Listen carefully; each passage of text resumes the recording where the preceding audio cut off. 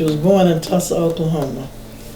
My mother came to Mount Bow, and she lived with Aunt Goldie, but she also got work with her father. Her father owned an establishment there. He owned a number of businesses, and to my memory, he owned a dry cleaners, he owned a cafe, he owned a barber shop, and I believe he owned a grocery store. My mother worked for him in her teenage years, and that's how she met my father, Jimmy. According to her words, Jimmy was a hobo. This is how, at the time when he was younger, this is how he found work, because there was no work except in the fields, as it had been all back in that day and all during that time. So he and his friends would wait down in Pickensville. At the time, there was a depot where the train came through, and they would wait until a train slowed down, and they would wait in an area where nobody could see them, because remember, there was a lot of woods, and they would climb aboard in the what they called the boxcars, and they would hide there until they reached a town where my dad met this woman. My mother she said she had just graduated high school, and at that time, 9th grade was graduation. She had the choice to be a school teacher in Mississippi or to marry my dad. And she said, I'll marry him. I think I'm the 7th one. What number did Mary say she was? You can start from the bottom up if you want. Okay, it don't matter. Start from the bottom up. Okay. I'm the 4th from the bottom. Okay. Going on. 3 of my sisters and brothers were out. Ruth was in St. Louis. Pearl was in college. And Al was in the Army. And afterwards, my brother, William Henry, went into the Army. I grew up with Jimmy, Mary, Lana, Peggy, and Topsy, and my special sister, Geneva. So I really couldn't say. But we had fun with the big family, you know. It was awesome growing up with the big family. We had somebody to play with, you know, and do things with. We didn't have to depend on the neighbor's child, you know.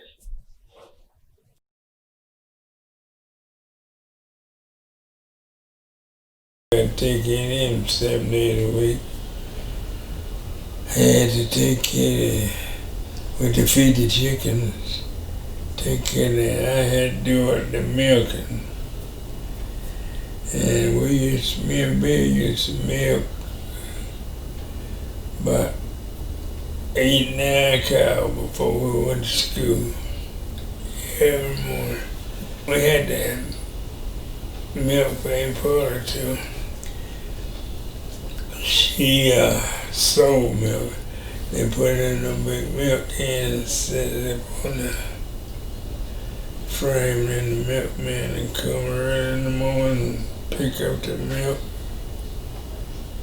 And me and Bill used to milk for Aunt Paula before we go to school, milk for us before we go to school. Sometimes we had to run down across the field. We hit the old bus, you know. Sometimes we had to run across the field down the gravel dirt road. We had to cut the bus driver off to get on the bus. We very seldom went when we didn't get through working until late. And Aston, Susie, and Thorn, and they used to go to be walk across, or they could be waiting on the bus, you know. Me and Bill didn't have time to do all that. We had to do all the work. Separate the cows, the calves, feed the mules. We did everything on the farm. Me and Bill did on the plow. We were plowing them on mules. It was a lot of fun.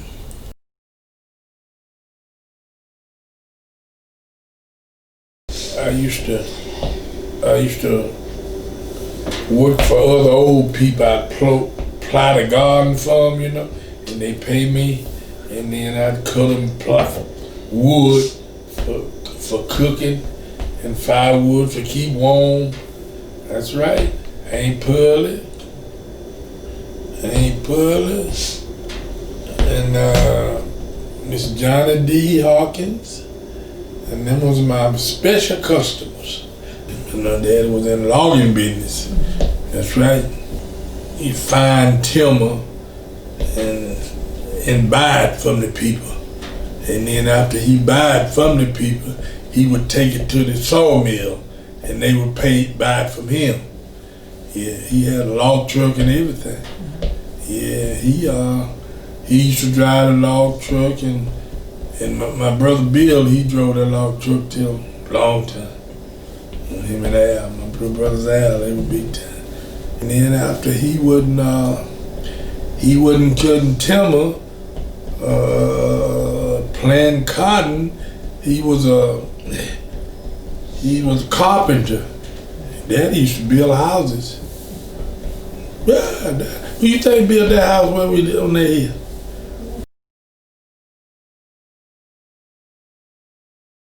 We want to keep it because we know our grandmother Dora must have given blood, sweat, and tears for this property. So in honor of her, to say thank you to her for what she did back in those days, to make sure we never had to live on any white man's property. So therefore, it made our quality of life a lot better than some people.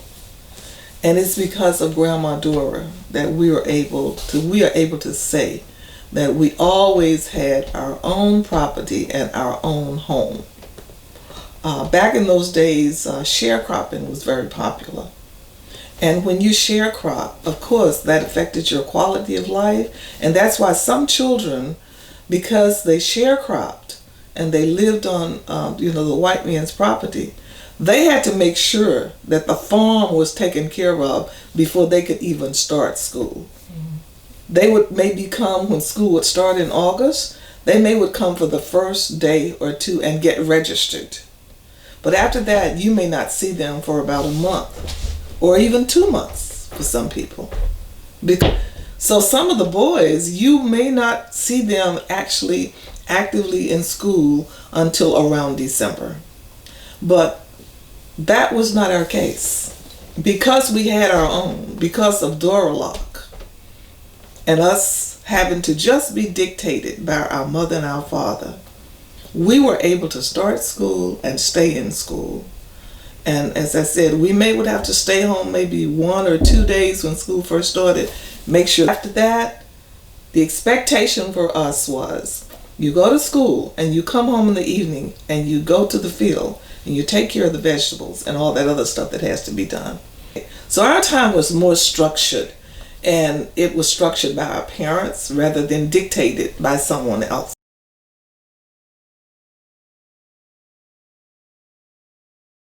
You know, she sold our clothes, she sold her clothes, she sold other people's clothes, and that actually filtered into my life. Believe it or not, make you smile, I made Christopher's clothes, his little beer clothes. I made them.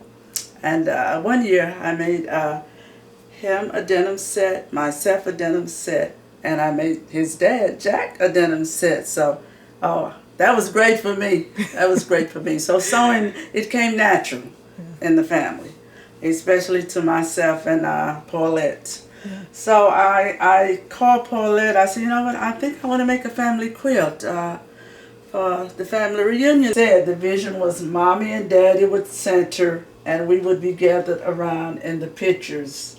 And to me, this dress hold memories and it brings about a connection. It's how we are connected with mama's white and blue checkered dress. Never did I think in a million years that when I kept this dress, I don't know why I kept it, but when I kept it, never did I think I would use it to connect us as a family. It's And I'm beautiful. so glad I did.